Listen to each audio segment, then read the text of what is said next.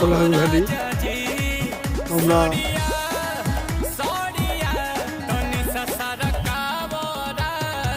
আজকে 12ই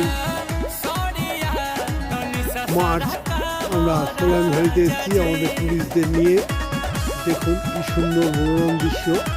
ট্যুরিস্টরা সোলাং ভ্যালিতে বরফের আনন্দ উপভোগ করতে গেছে। আমি দাঁড়িয়ে রয়েছি গাড়ির কাছে।